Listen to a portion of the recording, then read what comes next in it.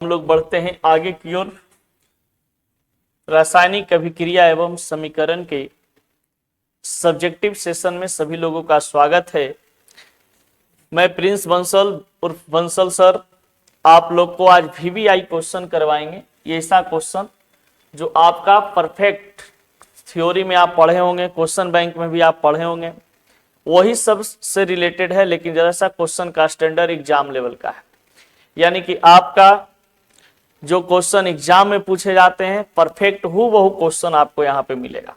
क्योंकि अब मान लो करवाएंगे कि वियोजन अभिक्रिया किसे कहते हैं, तो वियोजन अभिक्रिया कौन नहीं बच्चा आप जान रहा होगा, सब जान रहा होगा पढ़ने लिखने वाला बच्चा। और जो नहीं पढ़ने वाला है तो रासायनिक अभिक्रिया किसे कहते हैं पूछोगे तो नहीं बताएगा, वो तो अलग बातें उसका है। लेकिन हम लोग बात कर रहे हैं पढ़ने वाला विद्यार्थी की। नहीं पढ़ने वाला विद्यार्थी कुछ कर सकता है? कुछ नहीं। देखिए यहां से आपका क्वेश्चन आता है बाबू, संक्षारण किसे कहते हैं, संक्षारण क्या होता है, इसके बारे में हमेशा क्वेश्चन पूछा जाता है, आप लोग समझिए। देखिए यहां पर एक छोटा सा वर्ड आपको देखने को मिलेगा, लेकिन इस वर्ड को हम एक्सप्लेन पूरा अपने तरफ से करेंगे, ठीक ना।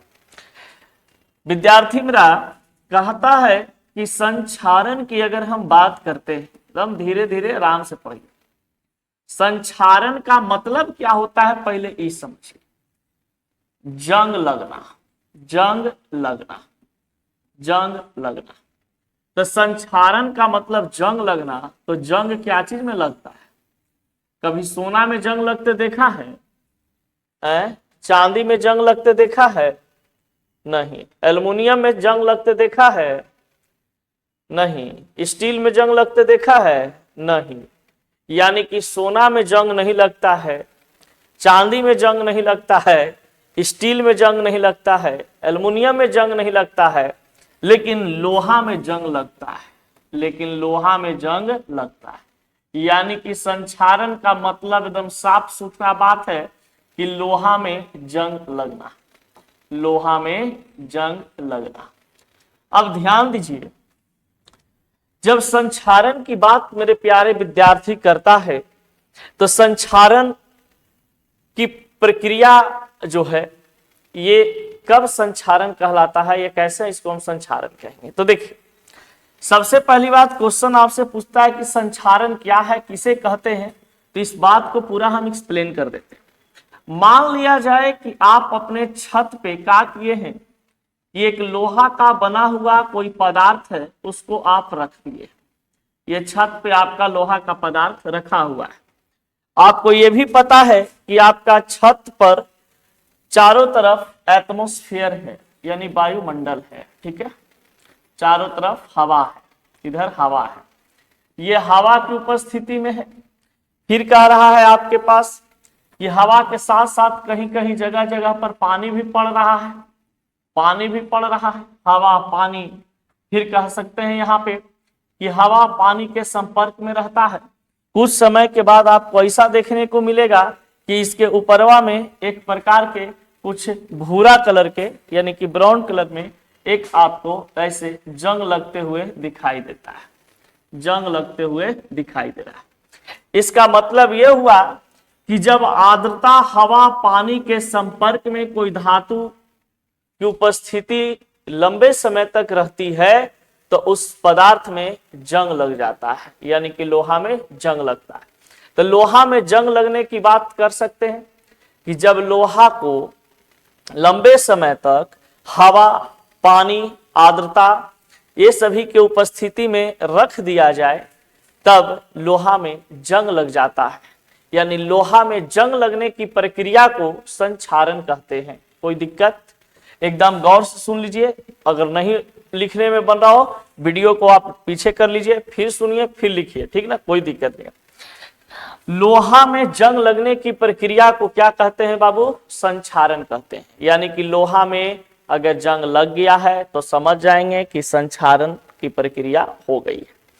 अब देखिए वही चीज को यहाँ पे बताया है, लोहे की बनी हुई वस्तुएं चमकीली होती है। ये तो एकदम सही बात है। लोहा की बना हुआ पदार्थ क्या चीज होता है? चमकीला होता है।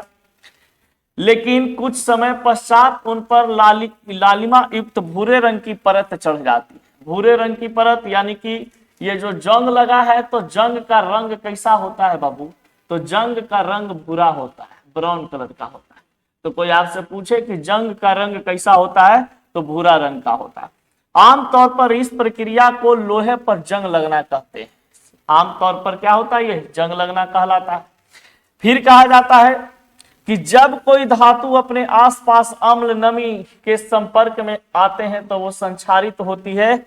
इस प्रक्रिया को संक्षरण कहते हैं। चांदी के ऊपर काली परत का जमना, तांबे के ऊपर हरे परत का चढ़ना संक्षारण का उदाहरण है।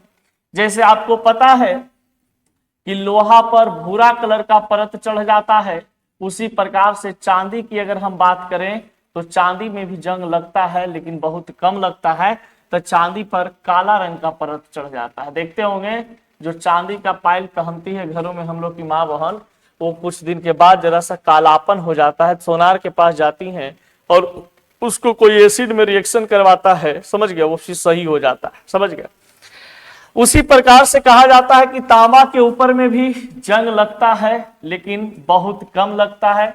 तो तांबा के ऊपर हरा कलर का परत चढ़ जाता है। तो बताइए कि लोहा में जंग लगता है तो उसका रंग भूरा होता है। चांदी में अगर जंग लगता है तो उसका रंग कैसा? काला होता है। और तांबा में यदि जंग लगता है तो कैसा हो जाता है? रंग उसका हरा हो जाता है। यानी कहने का मतलब है कि अगर जंग लगता है तो धातु को ये कहीं ना कहीं डैमेज करता है। और जब डैमेज करता है तो हम लोग कह सकते हैं कि भैया हमारा लोहा में अगर जंग लग जाए तो बताइए लोहा हमारा खराब ना हो जाएगा जी, है? होता है कि नहीं? समझ गए? कोई दिक्कत नहीं ना? चलो अब देखते हैं आगे। हाँ सही कह रहा है। अरे बाहुबली के दामाद। हाँ, तो मिश्र धातु का बना होता है तो उसमें मिश्र धातु में जंग नहीं लगता है। मेटल नॉन मेटल चैप्टर में नहीं पढ़ाए थे कि मेटल नॉन मेटल का मिश्रण, समझ गए? या मिश्र धातु आपके पास होते हैं उसमें जल्दी जंग नहीं लगता है। लौह स्तंभ जो मिला था, तीसरा नंबर चैप्टर में शायद मिला था ना हम लोग को, लौह स्तंभ, दिल्ली का लौह स्तंभ। हाँ, तो उसमें जंग नहीं लगता था कि लगता था? नहीं लगता है। तब चलो अब देखो इधर। अब कहा जाता है कि संक्षारण के कारण कार के ढांचे, पुल, जहाज, धातु विशेषकर लोहे से बनी वस्तुओं में बहुत क्षति होती है। देखिए अब कहा जाता है कि जंग लगने की प्रक्रिया तो हम समझ गए, संक्षारण कहते हैं। जंग का रंग भूरा होता है, कोई दिक्कत नहीं है, यहां पर से आप लोग को पता चल गया होगा। अब कहा जाता है कि जंग लगने से हम रोक कैसे सकते हैं? तो जंग लगने से संक्षारण का क्या उपाय?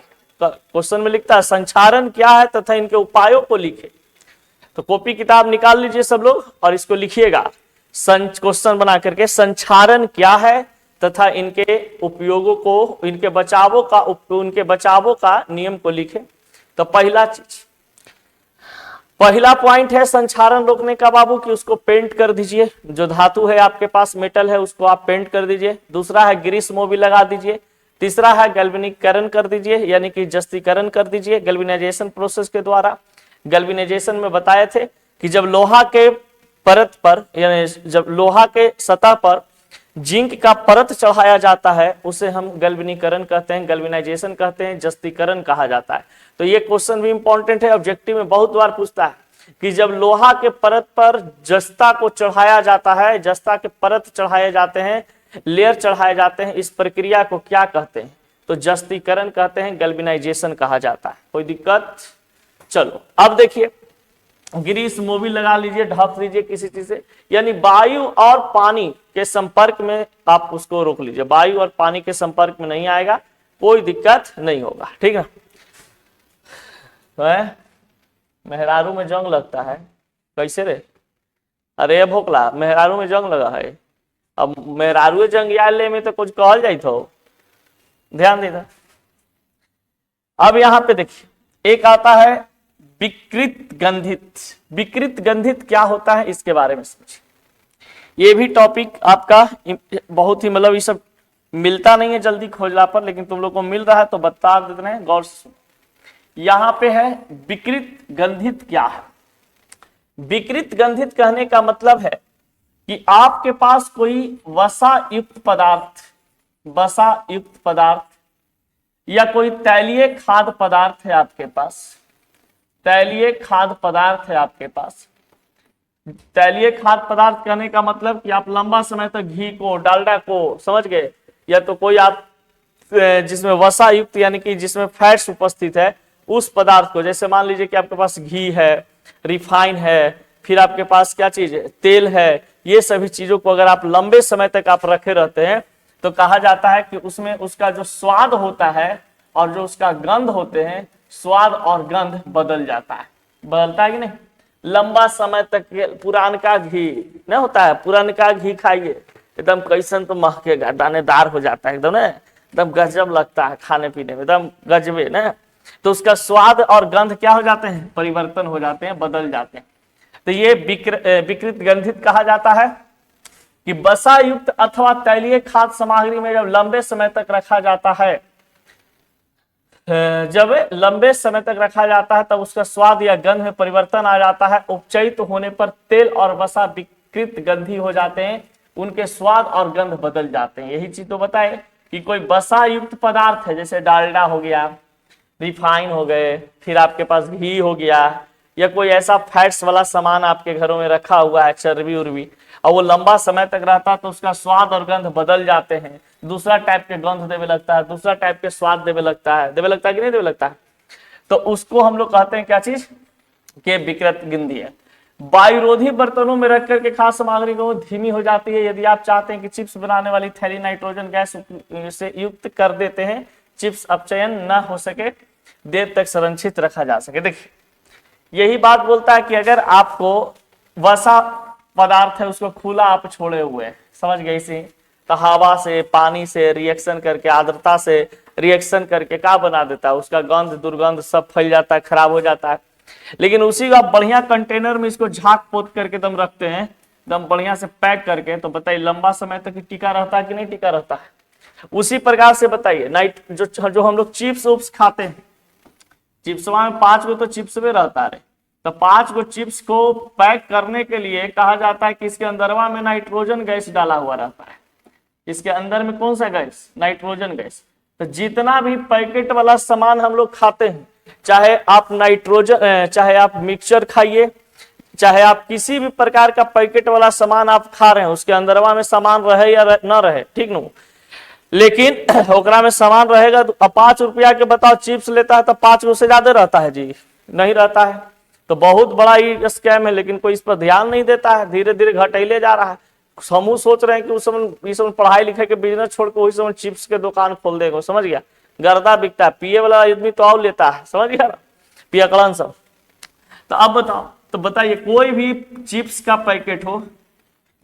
पैकेट हो या कोई बंद पैकेट हो, तो बंद पैकेट में सामान को सुरक्षित रखने के लिए उस पैकेट के अंदर में कौन सा गैस को डाला जाता है, तो नाइट्रोजन गैस को डाला जाता है। कौन सा गैस को डाला जाता है, नाइट्रोजन गैस को। ऑब्जेक्टिव क्वेश्चन आपका पूछ सकता है कि बंद पैकेट के अंदर जो भोज्य पदार्थ होते हैं, खाद्य सामग्री होते हैं, उसको सुरक्षित रखने के लिए कौन सा गैस का उपयोग किया जाता है, तो कौन सा गैस, नाइट्रोजन गैस। तो चिप्स के अंदर में नाइट्रोजन गैस की उपस्थिति होती है और ये चीजों को जल्दी खराब होने नहीं देता है, और इसी को हम लोग कहते हैं क्या चीज की, वह नहीं सुरक्षित है, कोई दिक्कत नहीं है।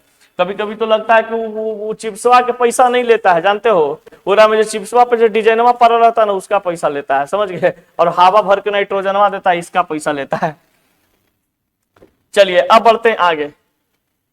वियोजन अभिक्रिया को संयोजन अभिक्रिया के विपरीत क्यों कहा जाता है, तो एकदम कोई बड़का क्वेश्चन है, बताओ ये कितना आराम का मामला है, तुम लोग नहीं ध्यान देता है तब ना विनोद।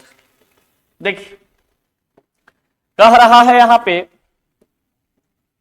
कि वियोजन अभिक्रिया जब भी बात करता है, बाबू पहले तो एक बार देख लो, अगर कहीं लग रहा होगा स्क्रीनशॉट लेने का तो ले लेना, अब समझाते हैं, समझना।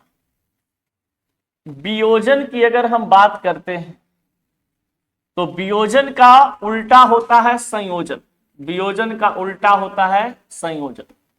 संयोजन कहने का मतलब कि इसमें टूटता है तो इसमें जुटता है, इसमें क्या होता है, जुटता है, इसमें क्या होता है, जुटता है।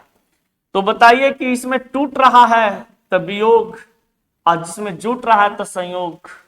नहीं, कोई अगर किसी से मिलता है तो ना कहता बड़ा संयोग अच्छा मिल गया हमारा ना, आज हमरा भर दम रोड पर समोसा लिट्टी खिलल को, मन एकदम गदगद हो गल ना, अंडा खिलल को, रोटी खिलल को, ठीक है। तो संयोग, तो संयोजन के में होता है जुटना, यानी कि ए प्लस बी, तो ई बन गया ए बी। देखिए एक पदार्थ और एक दूसरा पदार्थ आपस में मिल करके एक नया पदार्थ का निर्माण कर दिया। और वियोजन में क्या होता है कि पहले से कोई पदार्थ होता है और वो टूट करके ए प्लस बी में बिखर जाता है। तो वियोजन कहने का मतलब कि वैसी रासायनिक अभिक्रिया जिसमें किसी पदार्थ के बड़े अणु टूटकर छोटे छोटे अणु में टूट जाते हैं, छोटे छोटे अणु में टूट जाते, वैसी रासायनिक अभिक्रिया, वैसी रासायनिक अभिक्रिया जिसमें पदार्थ के बड़े अणु टूटकर छोटे छोटे भागों में या छोटे छोटे पदार्थों में अणु में टूट जाते हैं, उसे हम वियोजन अभिक्रिया कहते हैं। लेकिन इसका उल्टा होता है संयोजन अभिक्रिया। कहा जाता है कि छोटे छोटे पदार्थ मिल करके एक बड़ा पदार्थ का निर्माण करता है, छोटे छोटे पदार्थ मिल करके एक बड़ा पदार्थ का निर्माण करता है, उसे हम क्या कहते हैं, संयोजन अभिक्रिया। तो अब देखते हैं डिफिनेशन पे आओ, ठीक ना। देखो सबको बता देते हैं, एक्सप्लेन कर देते हैं, ठीक ना। वियोजन अभिक्रिया को क्या कहते हैं, नहीं कहते हैं, टोटल चीज इसके बारे में समझ लो। समान तौर पे बताया जाता है बाबू कि वियोजन अभिक्रिया के बारे में, कि वियोजन अभिक्रिया, तो वियोजन अभिक्रिया को हम लोग कहते हैं अपघटन अभिक्रिया, अपघटन अभिक्रिया, अपघटन अभिक्रिया, ठीक ना, अपघटन अभिक्रिया। इसमें क्या होते हैं वो समझ। वियोजन कहने का मतलब है कि जब, सॉरी ऐसे लिख दो, ऐसे लिख दो, वैसा रासायनिक अभिक्रिया, अभिक्रिया जिसमें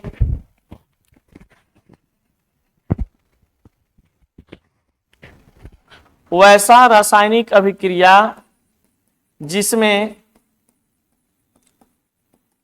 पदार्थ के बड़े अणु टूटकर छोटे छोटे अणु या पदार्थ बनाते हैं, उसे वियोजन अभिक्रिया कहते हैं, उसे वियोजन अभिक्रिया कहते हैं, वियोजन अभिक्रिया कहते हैं, वियोजन अभिक्रिया कहते हैं। बताइए, बड़ा अणु कोई टूटा हमारे पास, NaCl है, नमक है 2 मोल में, इसको जैसे ही हम गर्म किए, हीट दिए, ये बाबू टूट गया हमारा Na+Cl2 में, 2Na+Cl2 में। तो बताइए कि छोटा छोटा अणु में टूटा है कि नहीं टूटा है। ये था लम्हर अणु, लम्हर अणु है कि नहीं, देखो बड़का अणु, वो छोटा छोटा अणु में टूट गया कि नहीं टूटा, छोटा छोटा पदार्थ में टूटा कि नहीं टूटा। इसका मतलब साफ सुथरा बात कौची कि वियोजन अभिक्रिया को अपघटन अभिक्रिया कहते हैं, वैसी रासायनिक अभिक्रिया जिसमें बड़ा परमाणु, सॉरी बड़ा पदार्थ टूट करके छोटे छोटे में टूट जाते हैं, छोटे छोटे पदार्थों में टूट जाते हैं। चलो देखो यहां पे बताता है अब क्या चीज कि वियोजन के बाद आता है आपका संयोजन अभिक्रिया। तो संयोजन अभिक्रिया में क्या होते हैं, संयोजन अभिक्रिया का मतलब है बाबू, अगर कोई आपसे कहे कि संयोजन अभिक्रिया क्या है, तो संयोजन अभिक्रिया कहने का मतलब होता है, इसको योगात्मक अभिक्रिया भी कहते हैं, योगात्मक अभिक्रिया भी कहते हैं। तो संयोजन अभिक्रिया को योगात्मक अभिक्रिया के नाम से जानते हैं। इसका नामे से पता चल रहा है, संयोग, संजोगना, कोई भी जो चीज एक कुछ संजोगता है और संजोग करके कुछ नया चीज ले लेता है, उसको हम कौन सी कहते हैं कि संजोगना उहरे। 1 रुपया जमा करके वो देखो ना मोबाइल ले लिया, तो 1 रुपया जमा कर करके वो मोबाइल ले लिया, यानी एक नया पदार्थ बना लिया कि नहीं बना लिया। तो इसको हम कहते हैं कोई चीज संयोजन अभिक्रिया। यानी कि वैसा रासायनिक अभिक्रिया वैसा रासायनिक अभिक्रिया जिसमें दो या दो से अधिक भिन्न पदार्थ आपस में जुड़कर मिलकर एक नया पदार्थ का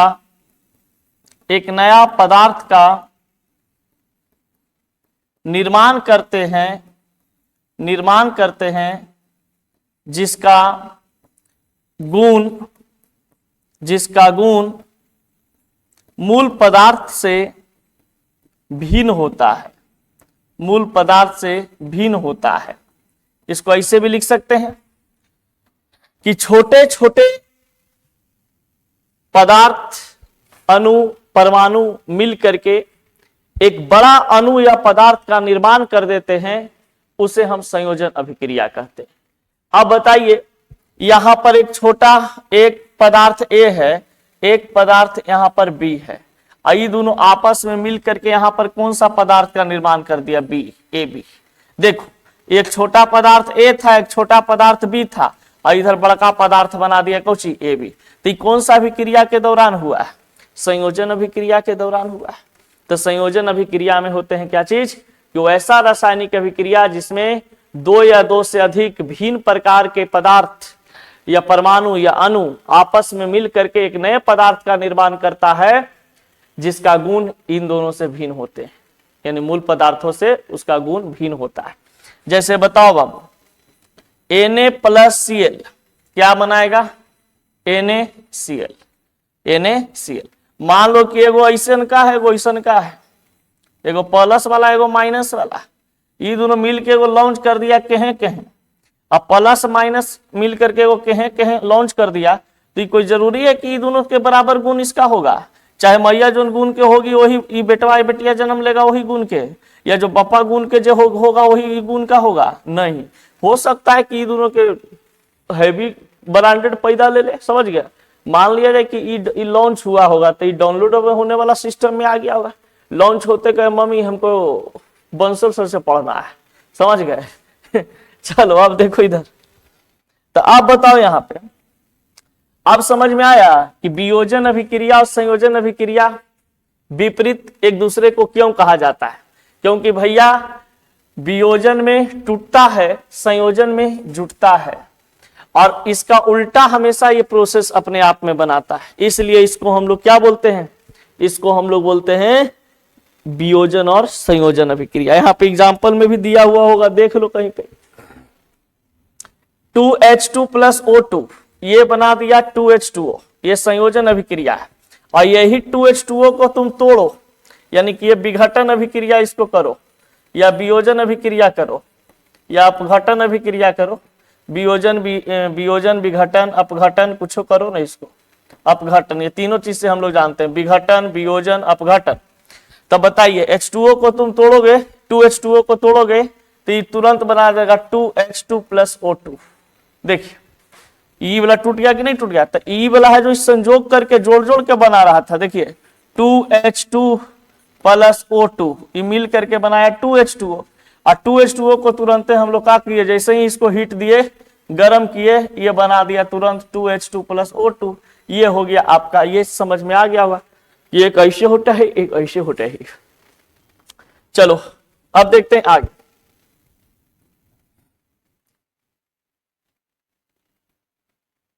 एकरा में तो ढेर मैन्युएशन लिखले है, तो उतना फेर में नहीं रहना है। कौन है गया रे? क्वेश्चन खत्म हो गया क्या? अब देखो ये क्वेश्चन कितना बार पूछा है, तुम लोग को कितना बताए थे कि विस्थापन और द्विव विस्थापन याद कर लो। तो विस्थापन और द्विव विस्थापन में अंतर कौन सी है? कुछ नहीं, एकदम सन्नाटा, 0 सन्नाटा है ना, बताए थे ना। अरे विस्थापन का मतलब बताया गया था कि विस्थापन को हम बोलते हैं एकल विस्थापन। एकल विस्थापन एकल विस्थापन अभिक्रिया का डिफिनेशन लिख देंगे, एकल विस्थापन अभिक्रिया। और यहाँ पर द्विव विस्थापन अभिक्रिया लिखा है, तो द्विव विस्थापन अभिक्रिया में तो पता है कि द्विव विस्थापन अभिक्रिया क्या होता है। तो बताइए द्विव विस्थापन अभिक्रिया में क्या होता है। पहले एकल विस्थापन अभिक्रिया में बताओ। एकल विस्थापन अभिक्रिया में एक परमाणु या अणु का स्थान बदल जाता है, स्थान बदल जाता है या परिवर्तन हो जाते हैं, यही था ना, बदल जाता है। और ये द्विव विस्थापन अभिक्रिया में कह रहा है, तो द्विव विस्थापन अभिक्रिया में क्या होगा, दो परमाणु या अणु का स्थान परिवर्तन हो जाएगा, स्थान परिवर्तन हो जाएगा, स्थान परिवर्तन हो जाएगा। तो एकल विस्थापन अभिक्रिया में हम लोग क्या करेंगे, एकल विस्थापन अभिक्रिया का डिफिनेशन लिख देंगे और उसका एग्जाम्पल लिख देंगे। और द्विकल विस्थापन अभिक्रिया या द्विव विस्थापन में क्या लिखेंगे, द्विव विस्थापन का डिफिनेशन लिख देंगे। डिफिनेशन बोल दें, देखो पहले एकल वाला समझो, वैसा रासायनिक अभिक्रिया जिसमें एक परमाणु का स्थान अपने जगह से किसी दूसरे परमाणु के साथ विस्थापित होकर एक नए यौगिक का निर्माण करते हैं, उसे हम एकल विस्थापन अभिक्रिया कहते हैं। फिर इसको ऐसे भी बोल सकते हैं कि एकल विस्थापन अभिक्रिया वैसा रासायनिक अभिक्रिया जिसमें एक परमाणु या अणु का स्थान बदल जाता है, उसे हम क्या कहते हैं, एकल विस्थापन अभिक्रिया कहते हैं। द्विव विस्थापन अभिक्रिया में वैसी रासायनिक अभिक्रिया जिसमें दो परमाणु या अणु का स्थान परिवर्तन हो जाता है या विस्थापित हो जाता है, उसको हम द्विव विस्थापन अभिक्रिया कहते हैं। देखो विस्थापन अभिक्रिया यानी एकल विस्थापन अभिक्रिया, जब कोई एक तत्व दूसरे तत्व को यौगिक के विस्थापित कर देता है तो वायु विस्थापन अभिक्रिया कहलाती है। यही चीज बात तो बताए थे कि यहाँ पे तत्व घुसा दिया है, पदार्थ न घुसा करके, तो तत्व भी एक प्रकार के पदार्थ है ना, हो विनोद। देखो एग्जाम्पल में दे ले, जिंक CuSO4 ZnSO4 Cu कैसे बना रहा है। ये वाला है प्लस, दम फ्रेश से समझना। जिंक धातु प्लस होता है, कॉपर सल्फेट में कॉपर प्लस सल्फेट माइनस यानी निगेटिव रेडिकल होता है। ये प्लसवा केकरा साथे जाएगा हो, माइनस के साथ। SO4 न था, ये क्या बना दिया, ZnSO4 बना दिया। बंडा कौन बच गया, कॉपर, तो कॉपर को हम बोल देंगे बंडा, ठीक ना। और ये पहले जो बंडा था अब हो गया इसके साथ बंडी सेट, कोई दिक्कत नहीं। अब बताओ यहाँ पे क्लोरीन ई है, तो ये Cl2 है दूगो, के गो क्लोरीन में है दूगो, के गो है पोटेशियम दूगो के और दूगो आई है ना यहाँ पर। तो ये कहता है कि ये मालिक हम पहले एगो दूसरा निगेटिव के साथ रह रहे थे, आयोडीन के साथ दूगो रह रहे थे, अब एक साथ नहीं रहेंगे, मन भर गया है, दूसरा निगेटिव खोजता है तो एने आ जाता है, सटाक से पटा लेता है, आई बना देता है 2KCl + I2। तब बताइए एक पदार्थ का स्थान परिवर्तन हुआ कि नहीं। पहले ही पोटेशियम किसके साथ था, आयोडीन के साथ, अब पोटेशियम किसके साथ चला गया, क्लोरीन के साथ। इसका मतलब क्या हुआ कि एक स्थान, एक परमाणु या अणु या तत्व या पदार्थ कुछ बोलिए, एक का स्थान परिवर्तन हो जाता है। द्विव में देखिए, द्विव विस्थापन अभिक्रिया में तो बतेबे किए थे कि दो व्यक्ति का स्थान परिवर्तन हो जाता है। इस रिएक्शन में प्लस माइनस, प्लस वाला माइनस, प्लस हो जाएगा माइनस के साथ ही चल जाएगा एक साथ। ये क्या बना देगा, देखिए BaSO4 बना देगा, ये वाला BaSO4, और ई बना देगा Na2Cl2 यानी 2NaCl बना देगा। देखिए लिखा हुआ ये है 2NaCl। तो इस प्रकार से कहा जाता है द्विव विस्थापन में कि द्विव विस्थापन में दो अलग अलग परमाणु या अणु के समूह या आयन क्या हो जाते हैं, आपस में आदान प्रदान हो जाते हैं, यानी कि दो परमाणु का जगह परिवर्तन हो जाता है। चलिए क्वेश्चन नंबर 9 देखिए, यहां पर कहता है, यही सब तो है, कुछ कुछ बात तुम लोग को बतेबे किए होंगे। रासायनिक अभिक्रियाओं के प्रकार उदाहरण सहित लिखे। रासायनिक अभिक्रियाओं के प्रकार सहित, रासायनिक अभिक्रियाओं के प्रकार उदाहरण सहित लिखे। अब कुछ देले है संयुक्त अभिक्रिया, अभिकार्या लिख दिया है, अभिक्रिया होगा संयुक्त अभिक्रिया। पहले तो बताइए कि रासायनिक अभिक्रिया किसे कहते हैं, तो लिखा हुआ है देखिए, रासायनिक अभिक्रिया के दौरान किसी एक तत्व या परमाणु दूसरे तत्व के परमाणु में नहीं बदलता है और न ही कोई परमाणु मिश्रण से बाहर जाता है या बाहर से मिश्रण में आता है। वास्तव में यह रासायनिक अभिक्रिया में परमाणुओं की आपसी आबंधन में टूटे और जुटने नए पदार्थ का निर्माण करता है। छोड़ो, ये तो एकदम डेंजरस लिख दिया है, नहीं ऐसा नहीं उसको बोले थे लिखने के लिए, लेकिन चलो अब लिख दिया है तो कोई बात नहीं, बढ़ते हैं आगे की ओर। ध्यान दीजिए, यहां पे ध्यान दिया जाए, रासायनिक अभिक्रिया का डिफिनेशन अपना मन से लिखना है। कैसे वो बताते हैं, ऐसे जो किताब में तुम लोग को लिखा हुआ है, कॉपी में लिखवा है, वही चीज।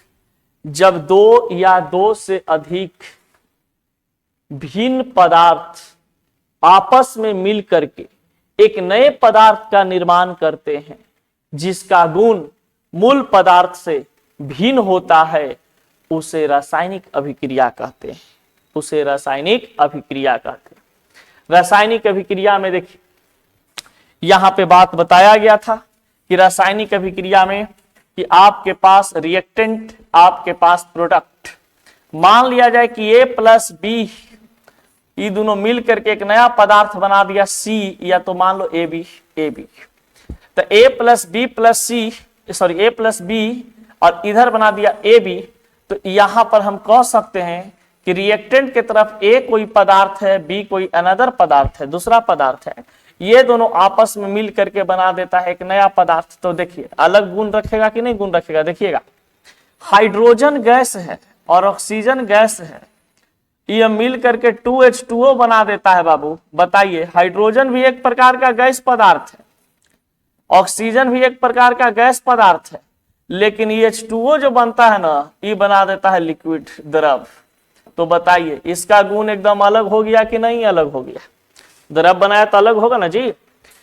इसका मतलब साफ साफ है कि रिएक्टेंट के तरफ जो पदार्थ मिला है, ये पदार्थ का गुण कुछ और रहेगा और इधर कुछ और बन जाएगा। समझ गए? नहीं, हम लोग बताइए पाकिस्तान को जब इधर से बंटवारा करके बैठाए तो हम कहे कि ना हमारे छोड़ा है, रहेगा उन्हें आराम से, कोई दिक्कत नहीं होगा। लेकिन वो तो हमने के गुण से अलगे हो गया जी। नहीं, होने के जितना है सब एकदम अलगे अलगे गुण, बलगे अलगे भाषा बोलता है, अलगे अलगे लूर लक्षण के पैदा हो गया।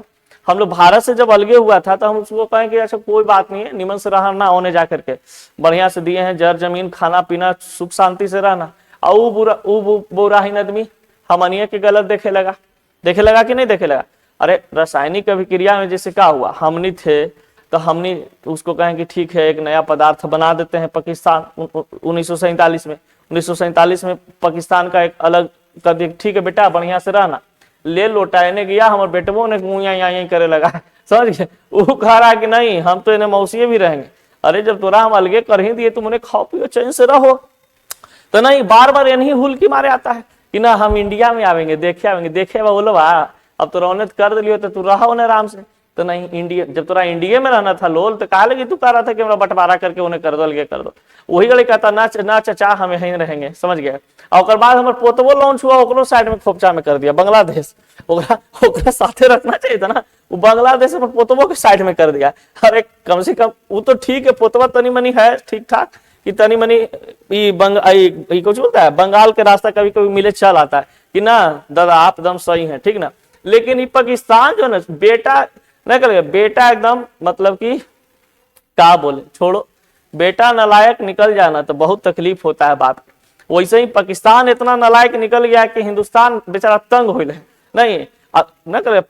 पुत्र जो हो कपूत न निकले के चाहिए। समझ गया? अगर पुत्र कपूत निकल गया तब बाप को एकदम परेशान करके छोड़ देता है। अब देखिए आगे, तो रासायनिक अभिक्रिया समझ में आ गया होगा। बढ़ते हैं आगे। रासायनिक अभिक्रिया में यहां पे बताया गया संयुक्त अभिक्रिया यानी कि संयोजन अभिक्रिया जिसको हम लोग कहते थे। देखिए वैसी अभिक्रिया जिसमें दो या दो से अधिक अभिकारक मिल करके एकल उत्पाद का निर्माण करता। अच्छा, संयुक्त अभिक्रिया में वही चीज है जैसा अलग यहाँ पे कर दिया। संयुक्त अभिक्रिया में कहता है कि वैसी अभिक्रिया जिसमें दो या दो से अधिक अभिकारक मिल करके एक नया उत्पाद का निर्माण करते हैं, संयुक्त अभिक्रिया कहलाता है। इसको हम लोग संयोजन अभिक्रिया के नाम से भी जानते हैं। संयोजन अभिक्रिया के नाम से जानते हैं। संयोजन अभिक्रिया का परिभाषा संयुक्त अभिक्रिया या रासायनिक अभिक्रिया के परिभाषा से मिलता जुलता है। समझ गए? अब बताइए, यहां पर कैल्शियम ऑक्साइड खुद एक पदार्थ है, H2O एक पदार्थ है ना। अब ये दोनों आपस में मिलेगा तो एक बना दिया CaOH होल ट्वाइस। तो देखो कैसे समझो पहले कि तबिया वाला लिख दिया लगता है, वो मूर्ख बालक था लिखने वाला, उसको हम बोले थे कि लिक्विड गैस सब मत लिखना। हमारे जितना बाल बच्चा पढ़े वाला सब समझदार है।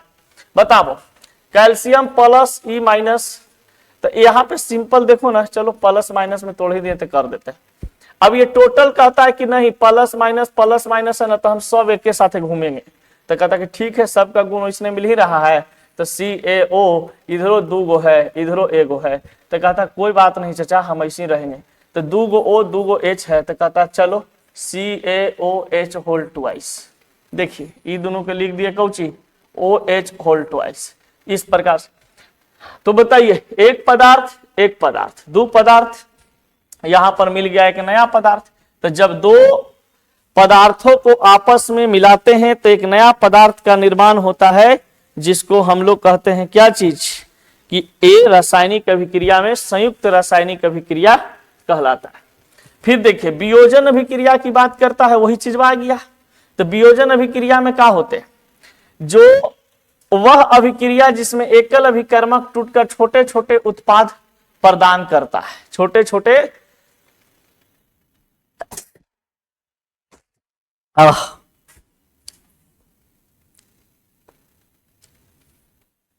देखिए वियोजन अभिक्रिया, सर्दी लगा होने वाला है, तबीयत खराब होगा, टोपियो खोल दिया, मारेगा लू कैसा न कि घड़ी आम के झोरो नहीं मिलता है। देखिए